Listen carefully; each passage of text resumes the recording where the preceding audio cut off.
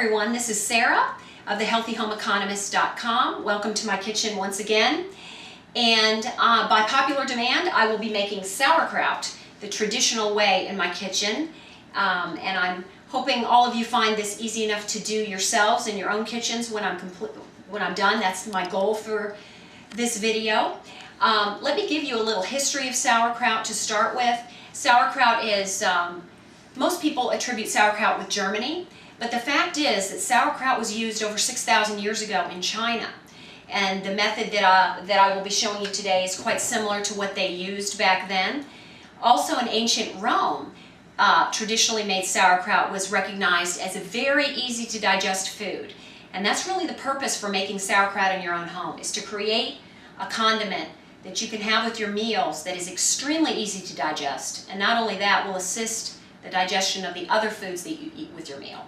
Not something that is going to be difficult to digest on top of everything else you're eating. And I'll explain that in just a minute.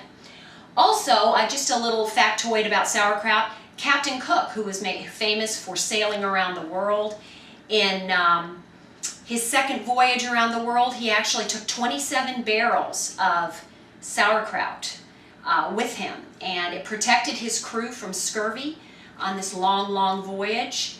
And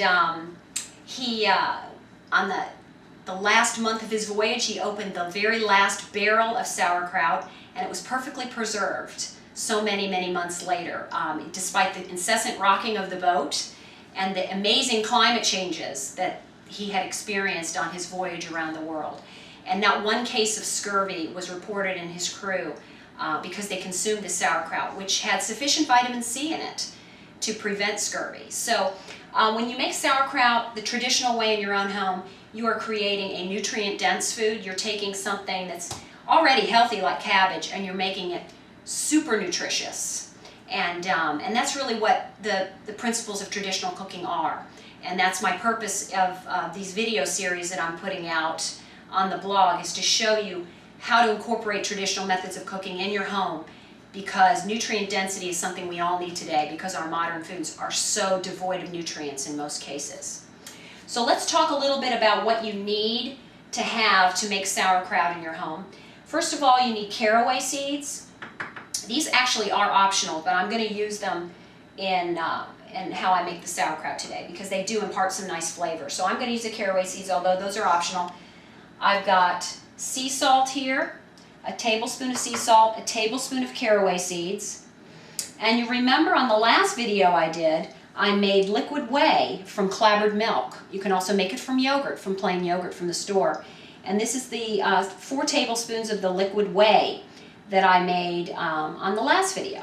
And I've got that here. We've got a medium-sized organic green cabbage. And we have a knife for chopping.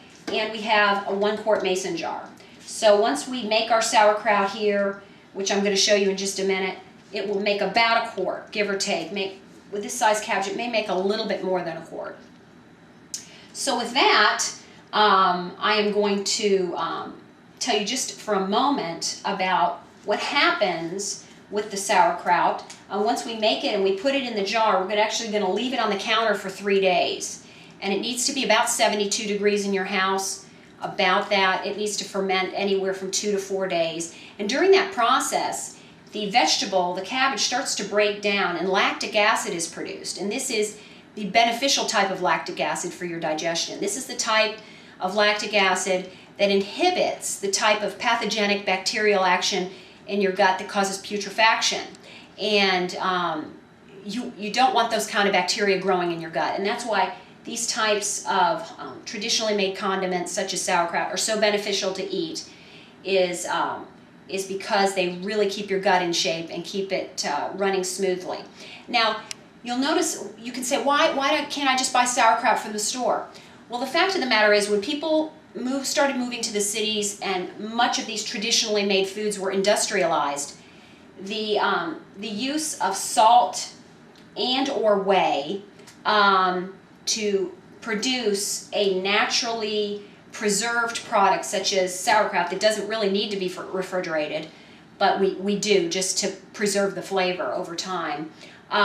It was lost. They started to make these type of condiments with vinegar, and that produced a product that was not beneficial to the digestive tract. It may have been pleasant to eat, a nice condiment, that type of thing.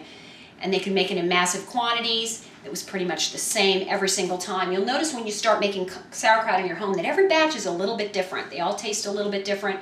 That's the nature of traditional cooking. It's never exactly the same. And when you're making things in the factory, that doesn't go too well because you want things to turn out exactly the same every time. So they had to basically throw out these wonderful traditional cooking methods that enhance the nutrition of food and go to an industrialized process that actually denatured the food in a lot of cases, or in some cases, inhibited the beneficial action of your digestion once you ate them. So that's why we make sauerkraut this way.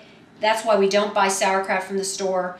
And as I go through this process, and you make it yourself and you taste it yourself, compare it with the vinegar-based sauerkrauts at the store, you're going to see that these are the kind that lift your energy, make it easier for you to digest your food, and don't drag you down.